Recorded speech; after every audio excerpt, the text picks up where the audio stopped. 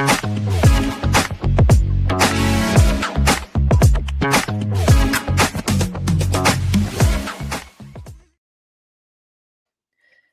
everybody. Welcome to the SuperCoach AFL live show. I think it's round 19, if you can believe it. Al Paton here with Matt Forrest. Back on after Phantom and Dossie jumped on for a week last week. So thanks to those guys. But when there's some serious news around, I think we have to bring the A-team back in. So, fellas, welcome back. I've been away for a week or so, but I did pick up that there have been a few changes that we're going to have to address certainly in SuperCoach this week. Certainly a couple of big names out, unfortunately, this week. We'll obviously get to them, but it's been the top of the planning for many a SuperCoach out there. So Tristan Xerri obviously is the main one. Jason Horne-Francis is out for the season, and we're about to go through teams, but Connor Rozee is also out for this week at the very minimum. So 3 pretty popular names. There's a couple more around the traps. We should probably get into it. Yeah, well, Nick Martin, obviously another one that the Phantom was very big on last week, so I'm not sure if we'll quite go that hard with our predictions because it didn't work out great for him. Very unfortunate getting injured in the first few minutes of that game, so he's another one that a few people will have to deal with. But yeah, we'll get into the teams. I mean, we may as well quickly. I suppose we'll mention that. Yeah, we'll talk a bit of trades and strategy maybe after this, what we're doing, and drop your questions in, and we'll get to those if we get time, and a bit of captain talk as well. But quickly, the game tonight, we've got the Bombers obviously playing GWS, just absolutely ravaged by injury, Essendon. So just quickly, we can't really quickly go through their changes because there's just so many, but they've lost, obviously, Martin and Will Setterfield's out as well for probably an extended period, both injured last week in that loss to Richmond. They've managed Nate Caddy. Todd Goldstein's also been managed. Elijah Sardis, I think, did a hammy, so he's out as well. And just when you think there's maybe a chance that he'd get a bit of a decent run through the midfield, and Ben Hobbs also out injured. So they brought in Vigo Vizentini's going to ruck for his second game. Dylan Shields back after some time in the wilderness. Matt Guelphy back in. Liam McMahon gets a debut, a mid-season draft pick. Jade Gresham back in. And Archie Perkins gets another crack as well for the Bombers. And a couple of changes over at the Giants. They've managed Josh Kelly and Jesse Hogan and dropped Harvey Thomas. And Stephen Cornelio comes back in. It's his first game for the year. And Max Grzyzowski and Toby McMullen also back into the side. But yeah, certainly long time between drinks for Cogs at the Giants. Yeah, he played the first 3 games of the year and then has had a glute. He's had a series of injuries, but the glute has been the main one that's kept him out of the side.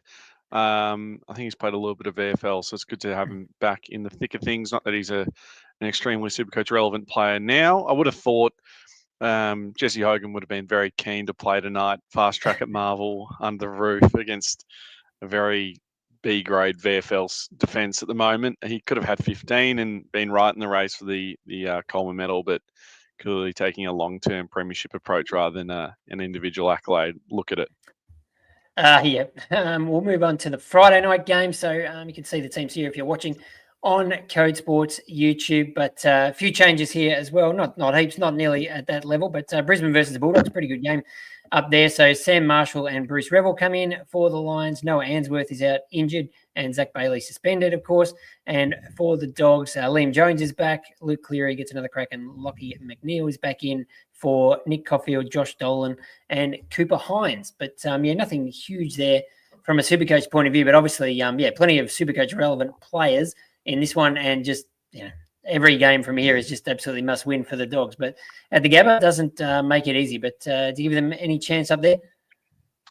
No, I don't think so. I think their record against the top 8 sides, it's now very well publicised how poor they've been, but also going up to the Gabba. I know it hasn't been the fortress this year that it has in previous seasons, but still a pretty daunting place to go to, especially when Brisbane get on a bit of a run and they're kicking goals for fun. So I don't see the Dogs winning this one. I think it's I don't think it'll be a blowout, but at least a couple of goals to Brisbane. Yeah, I mean, I think the Dogs in those games, they've sort of been competitive in most of them, but they just can't get over the line, obviously, and usually it ends up being at sort of 3-4 goal margin, which is, must be very frustrating for Bulldogs fans out there. But the next game we'll talk about Saturday now, Hawthorn and Port Adelaide. And the Hawks have lost Marby or Chol to an injury. CJ Giath is out as well, and Cam McKenzie's been dropped, so they're both dropped. And Mitch Lewis is back in, so it'd be great for him to get another game, get some games in before the finals. Jack Scrimshaw back, and Bailey McDonald, isn't it? In for his. He's back into the team as well. And Port Adelaide, as you mentioned, so the big ones there for Supercoach. Jason Horn-Francis out. We think I think he was TBC on their injury list, but not expecting to see him play again this year. So he's probably a must trade. If you've got him like me and already traded him in and out a couple of times this year, it's a bit frustrating, but he has to go. Connor Rozee, you'd probably hold him if you can in Supercoach, but he's not going to play this week. He's out with that hand injury, and Willie Rioli won't play in the return sort of grudge match against the Hawks. And Logan Evans comes in, Jackson Mead and Dylan Williams for the Power.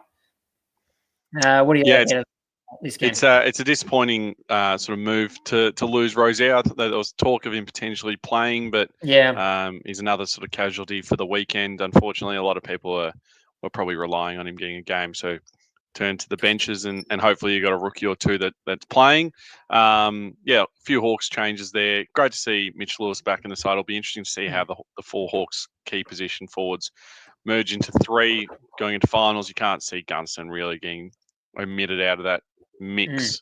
So it's really Cal Shadir, Mitch Lewis and Chol squeezed in down to two. Bailey McDonald sort of comes in to provide a bit of dash for the Giath omission. But they've gone back to the four sort of taller defenders in Scrimshaw returning alongside Sicily, Brass and Battle. So it'll be interesting to see how that works.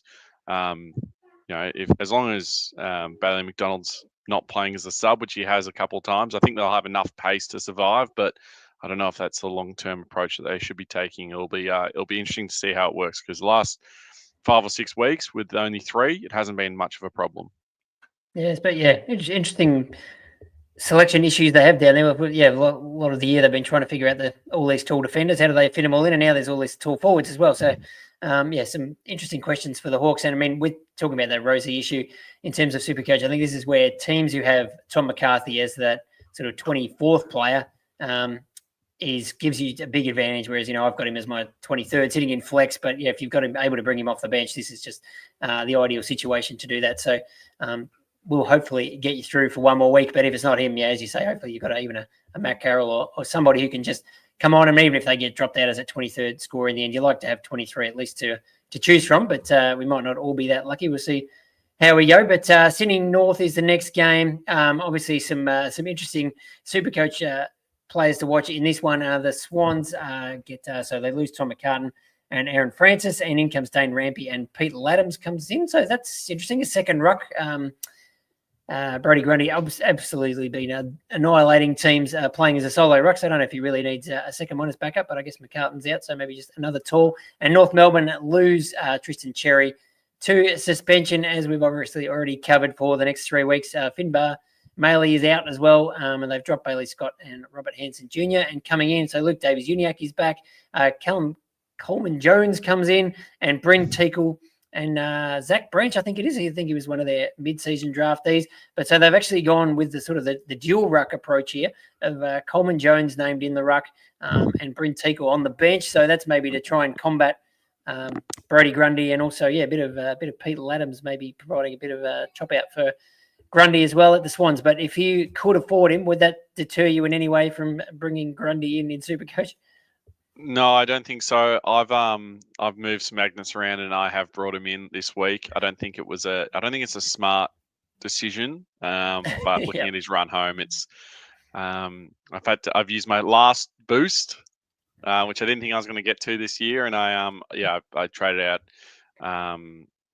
Seth Campbell Gray down back, I think, for to catch in a couple, an extra grand. Extra $100,000, to get to him, but I'm now down to 2 trades after this weekend, so I don't love my position there. But just looking at his run home, I just feel like I'm going to captain him every week and just roll in the cash. So bit of a risk. I don't think that Coleman Jones and Bryn Teakle are really going to provide much opposition for Grundy, considering the form he's in. But you never know, the dual ruck situation might work for them. I was banking on them playing Taylor Goad the yet to debut ruck, who there's a lot of high hopes on, but he's still very raw. So I might have to limit my estimations on exactly what Grundy scores. Yeah, I mean, if we wanted to get into it now, I'm sort of in the situation where I can. At the start of the week, I thought I've got 4 trades left, and I thought I can use 2 to basically do what you're doing, cash in Matt Carroll down to someone very cheap on the bench, and then I'll have enough money to turn Xerri into Grundy, so that I'd sort of pretty much lock that in. And then the Jason Horne-Francis news came out, so it was like I have the option now of probably undoing that and using my 2 trades to trade Xerri to a cheaper ruck, and then Horne-Francis to somebody as well. But the problem is there's sort of nobody really in the forward line that I'm that keen on anyway. I know you've got a Sam Darcy, sort of a not too much above what Horne-Francis is, but I've already got him. So I wasn't really happy with any of those options. So I thought rather than trading Xerri to someone that I'm not super keen on, maybe I think Tim English is a pretty good option. He's in pretty good form. Yep. Rowan Marshall, maybe Lloyd Meek, but he's got a pretty hard run coming up. Then Curvis, maybe there's those sort of guys who are around that price range who I wouldn't be super happy with, and then trading forward to someone I'm not super happy with either. I might just roll the dice and do what I was going to do anyway, which is do the rookie move, bring Grundy in the ruck. Would mean keeping Horne-Francis for another week, so playing with only 22 this week, but hopefully that doesn't come back to bite me. And then next week, trade Horne-Francis to somebody, thinking we'll get to the Gold Coast team soon, but maybe one of the Gold Coast boys, if it turns out Bailey Humphrey gets a big spike in centre bounces with Tuke Miller out, like he looked like he did a bit last week, then maybe he's the one I could still afford him.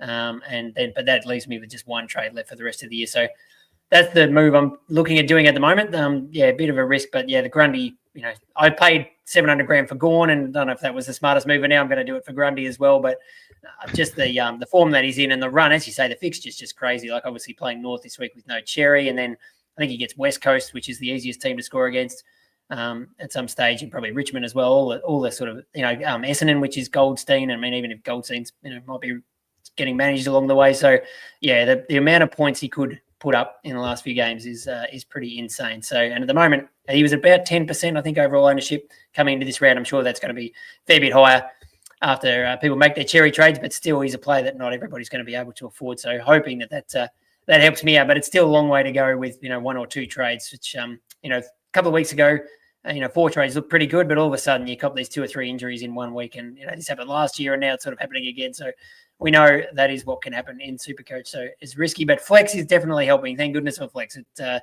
does make things a lot easier, even if you can only field 22. That still gives you a full team.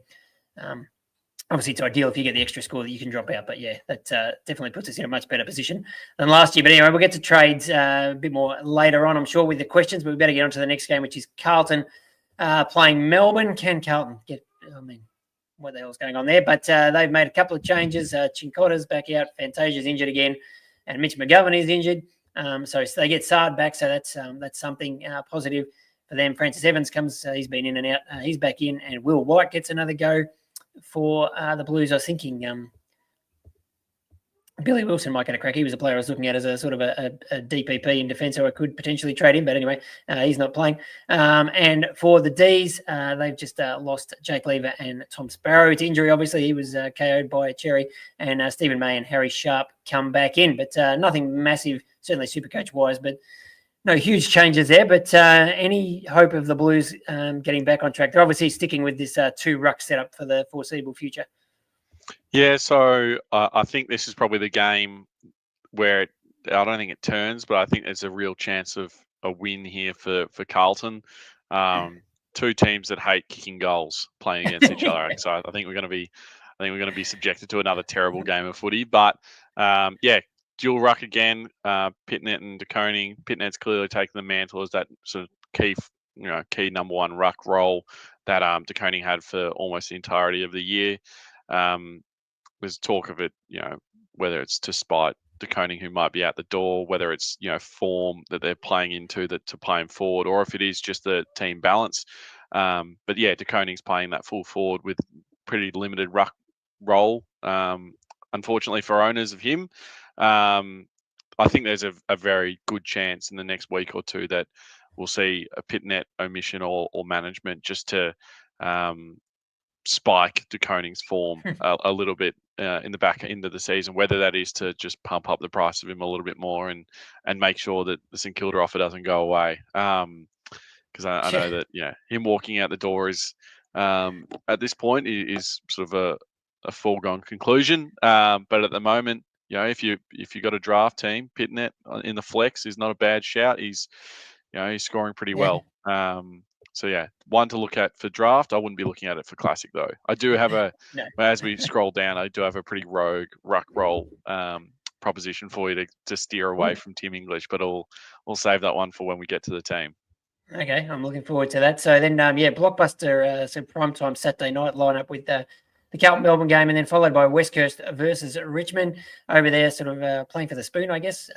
If West Coast can still climb off the bottom, I think they'd definitely be looking at this as probably their best chance to get another win for the year. So they'll be pumped up. Made a couple of changes. They get Liam Ryan back. Tim Kelly comes back in, and Jack Petruccelli. Haven't seen him for a while. Elijah Hewitt is out managed, so I'm not sure if too many people still have him in SuperCoach, but he's been a handy backup. So he's out.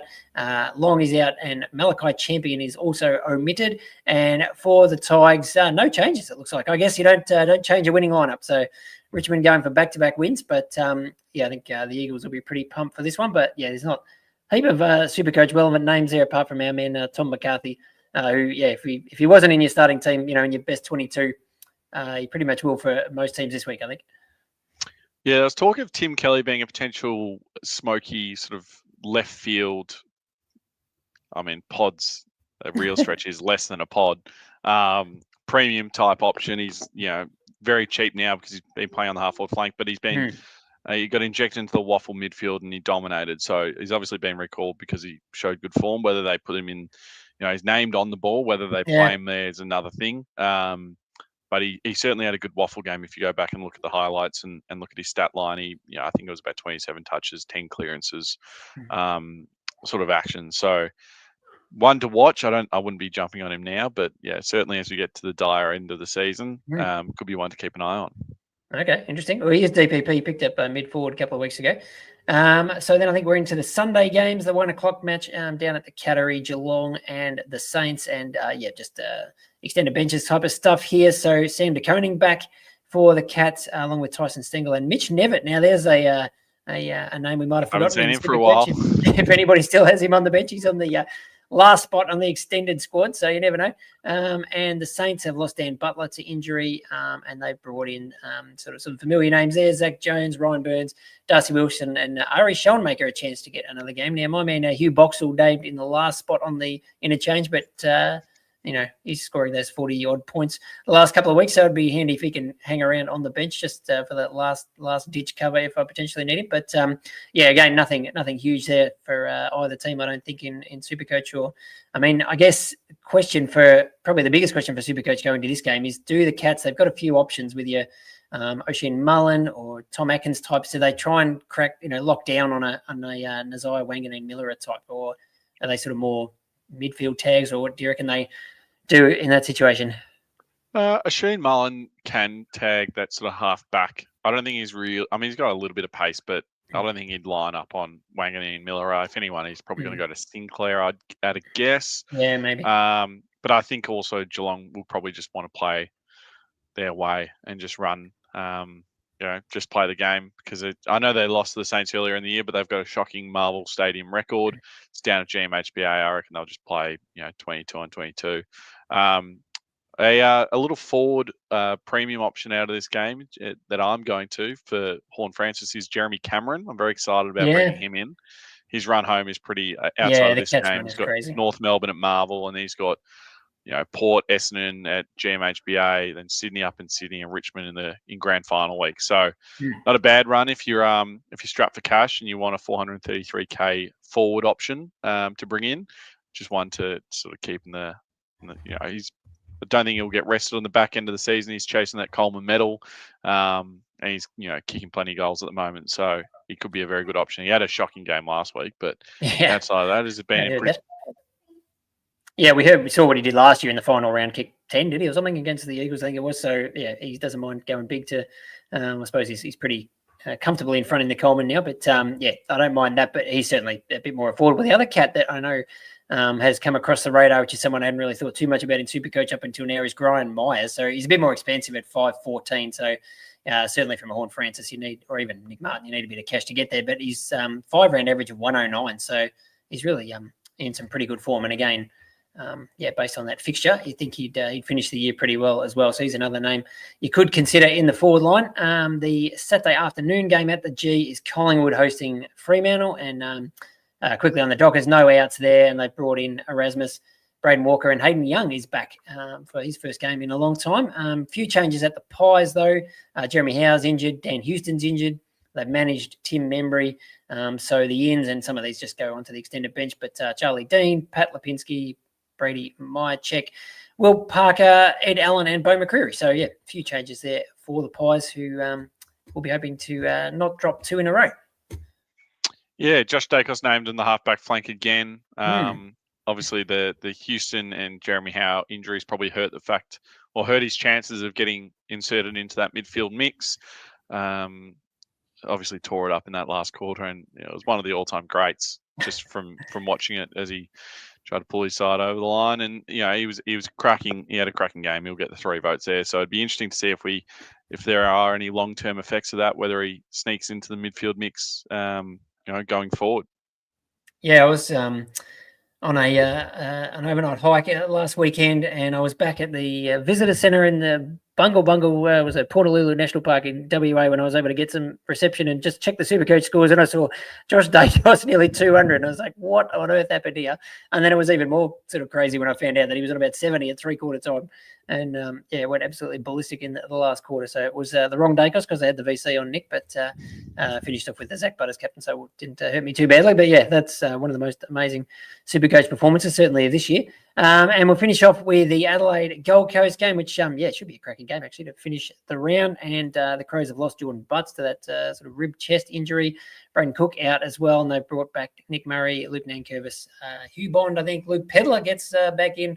I think I picked him up over the buys and didn't really work out. And Chris Burgess gets named again. I think he's been named a few times in the extended squad, but hasn't been able to crack it pretty hard in their forward line with the way Riley Thilthorpe and co are going, but he's been kicking goals in the sample. And for the Gold Coast, they've lost Tuke Miller to that hamstring injury. So, needed another injury that some people will have to deal with in Supercoach. And Sam Collins, Ned Moyle, Leo Lombard, I think had a massive game in the VFL last week, 35 touches or something. So he gets another go potentially. And Ben Jepson, that 99K who they got in the sort of late signing supplementary period over the summer that a few of us chucked in our teams way back when as a 99K. I don't think he's actually made a senior appearance yet, but he's got another chance here after being named in the extended squad. And is that Oscar Adams? I think he made his debut last week. He's someone in defence that I was just scrolling through who could I actually afford to make this Grundy trade, and he's someone I potentially could afford. I think Red Bazzo was the other one of the guys who are playing, but I'll probably more likely just get someone with DPP. But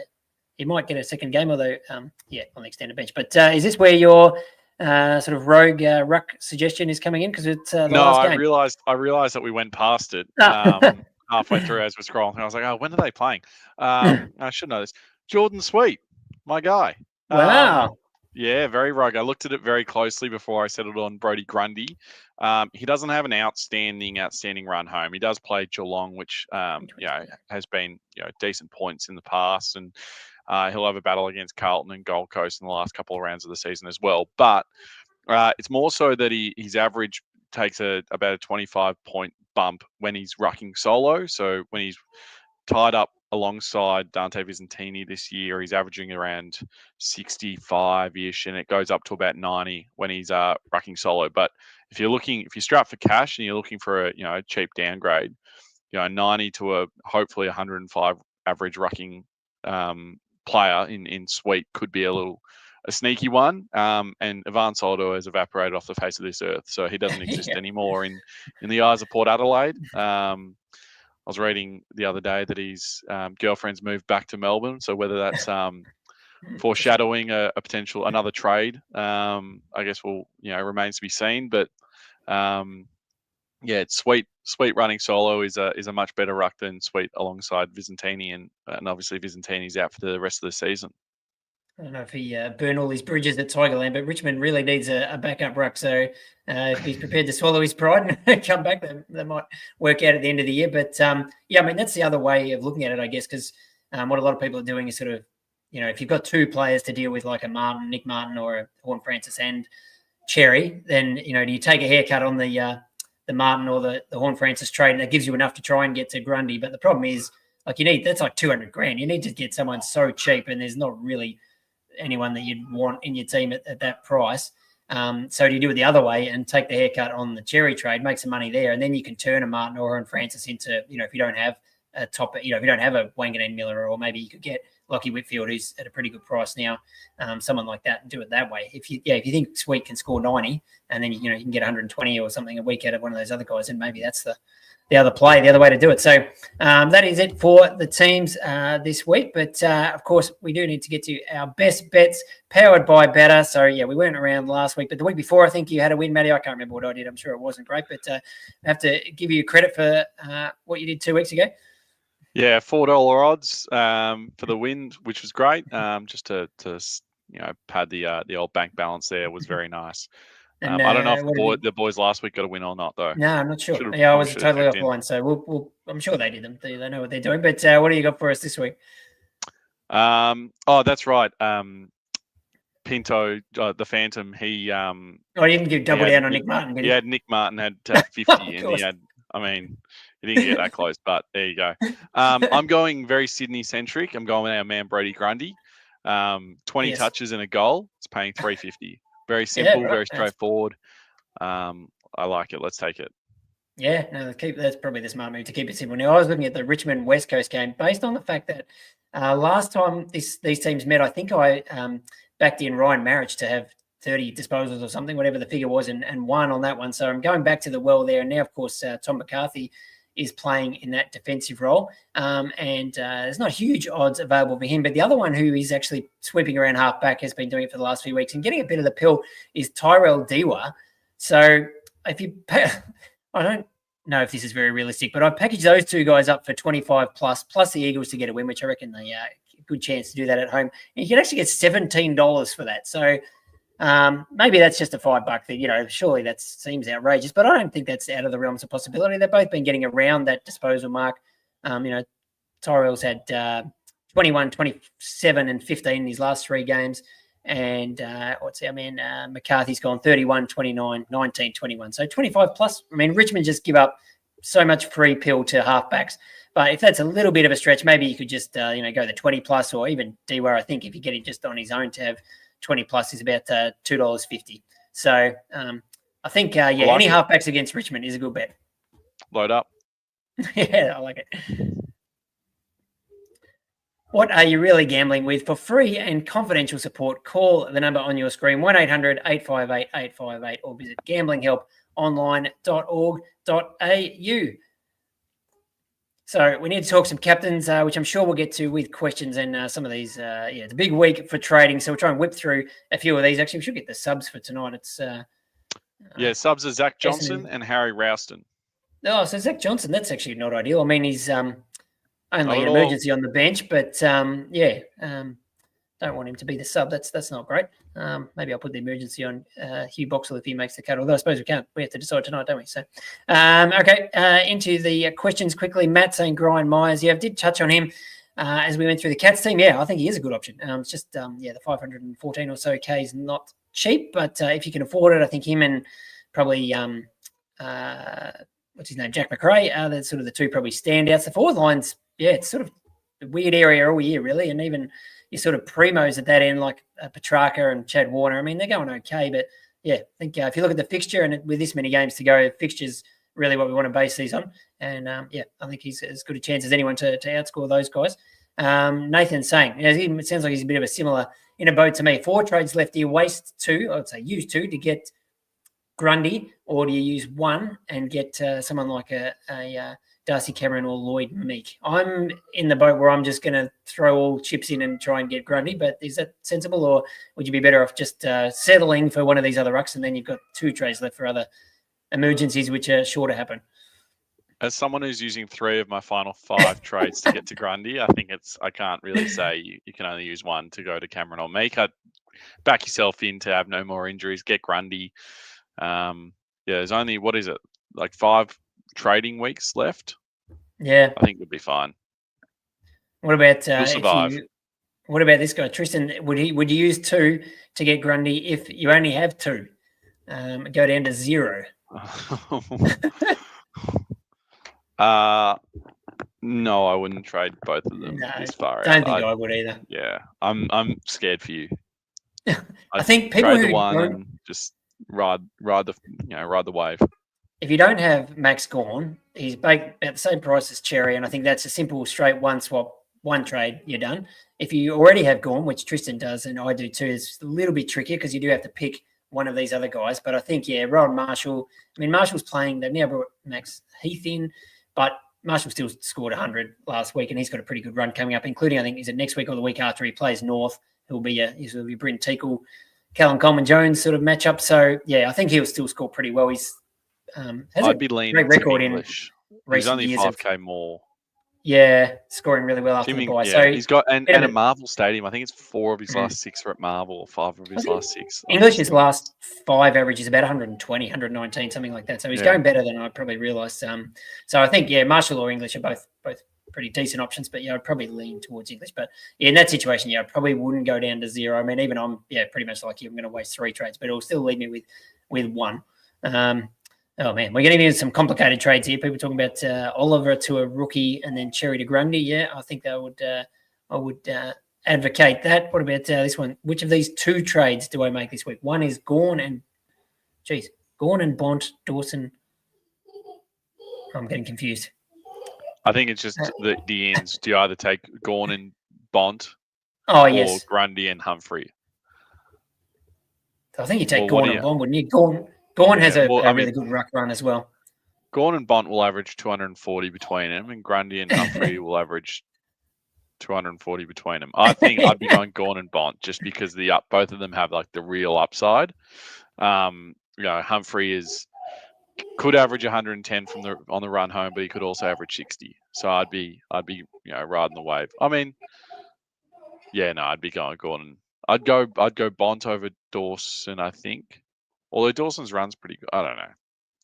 I'd be going Gawn and then your choice of Bont and Dawson. Just trying to find in the Gold Coast lineup. I don't know why people ask for my advice. Just out of interest, because Humphrey is one I'm looking at potentially for Horn Francis as well, a cheaper option. And he has been named in the centre.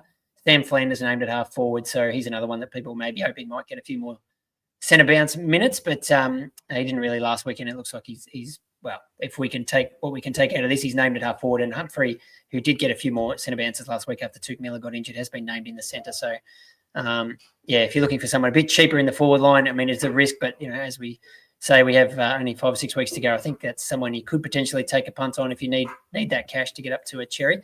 Don't mind that. I'm probably going to maybe have one more look at him and hope he doesn't go up in price too much and I can get him next week. Now, question here, Marzep, am I the only one with Xerri, Martin, JHF and Rozee? Probably not. I don't think. They're all reasonably popular players. Martin's probably the biggest pot out of that lot. I'm pretty unusual, I think, that I don't have Rozee.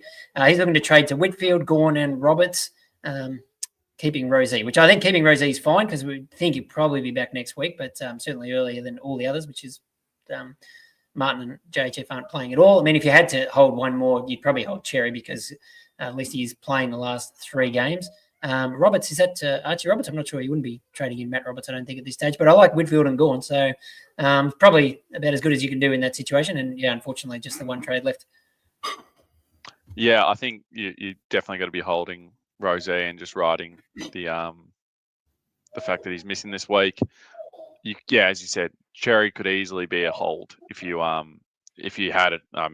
Maybe you just want to play the 22 out of 23 and that's still technically a full team there. You just don't have the cushion of getting an extra premium score potentially. So that might be a way you look at it and say, well, let's save myself a trade. Martin and Horn Francis have obviously got to go. I'm curious to know which Roberts that is because I initially thought Matt Roberts and I thought to myself, that is just, he's been the sub. He hasn't been great in the last sort of 8-10 weeks or so. his sort of role is gone. But maybe it is. Maybe there's a second, second wind coming for him. I'd imagine it's probably Archie, which would be a very potty sort of move. But he's finding plenty of the pill. He's just looking him up now. He's a def mid, so DPP is 425k, and his 3-round average is 99. He scored 142 last week. Yep. So that must be what people are looking at. But that does go back to my point before about halfbacks against Richmond. So that's but Tyrell Dewar, if you're thinking about that. Light him up. Maybe bring in Tyrell. Yeah. Well, look, if you need, like when I talked about, if you needed to trade a Hort Francis down to, save 200 grand to make to get up to Xerri in the ruck, Tyrell's probably the only guy there. But yeah, I think that would be a stretch. But it is maybe not well. I think he'll score well this week. I'm not sure it'll be reliable for the rest of the season. But we better quickly wrap up with some captaincy talk. I mean, I think if you're bringing in Grundy this week, given everything we've said about the matchups and everything, I think you want to try and make him captain or vice captain, whichever way it works for you. They play on the Saturday afternoon. So who else do you like this week for people who don't have Grundy, or maybe as a backup or a VC going into that game? I really going into that game in particular, or just in general? Oh, no, just saying whether you want someone earlier in the round or later on. Okay. Oh, yeah, you threw me there. I really like Zach Butters against the Hawks. Yeah. He scored well against them, hasn't he? Yeah, Port is a bunny side for the Hawks, and he's been pretty good in the last couple of outings against them. 135 earlier in the year, and then 127 last year. However, they're at they're both at Adelaide Oval. Obviously, they're playing down in Tasmania this week, so it's a little bit different. If you're looking at tonight's game, I'd be going Finn Callaghan over. I mean, Tom Green could easily score big as well, but I'd be going Finn if you've got him over Tom Green. And then, I would be steering well clear of Max Gawn. Mark Pitnett is a Max Gawn stopper. Historically, he's done extremely well against him, even since he was playing at Hawthorn, 6 or 7 years ago. So I'd be leaning away from Gawn. That's I guess my insight. And then Brodie Grundy is the obvious one. If you've got him, he is an absolute lock as a vice captain or captain. So if you've got him, load up. Yep. Just looking at the Bont, his record against Brisbane, 99 and 88 in his last couple. Not super inspiring there. I did look up Zach Butters has played one game at UTAS in his career and he scored 54 points, but doesn't actually tell me when that was. So hoping that was maybe early on. But his other scores in Tasmania have been pretty good. So I'm not sure if that tells us too much. I mean, any of those Brisbane mids, I mean, anyone from GWS against Essendon you think would score pretty well. Lockie Whitfield type, I think should get plenty of the pill. I mean, West Coast and Richmond play each other, which make it a little bit awkward because always VCing or seeing someone in that game's against either of those is usually a pretty safe bet. I mean, Geelong and the Saints is interesting, whether you, and Wanganeen Miller a type, whether you run the gauntlet of him potentially getting some attention or, I mean, I didn't see any of this game obviously last week, but what was going on with Bailey Smith and Max Holmes? We think they can bounce back? There was a little bit of attention to them, but I think just pretty poor ball use from Bailey's side of things, and which has always been his sticking point as a player. And then Max got a little bit of attention as well, but nothing there was no injury concerns or sort of any worries there. It was just an average sort of day for them. Yeah, hopefully they can do better this week. But maybe in the last game too that I mean, midfielders have been scoring really well against Gold Coast. So Jordan Dawson or either of those Gold Coast boys are just absolutely flying. Noah Anderson and Matt Rowell. Might feel a little bit weird waiting to have the C on Matt Rowell as my fullback captain, but I mean his form's been incredible. And Adelaide I think is one of the easier midfielders to score against generally. So that might be an option as well. But we better wrap things up there. We've been going plenty of time, still a little bit of time to try and get my trade sorted before tonight, although it doesn't involve too many Essendon or Gold Coast, GWS guys. But it's been always nice to lock them in before the round starts. Thanks, everybody, for tuning in. Thanks, Matty, for jumping on. Good luck, everybody, with your trades and enjoy the footy. Go well, everyone.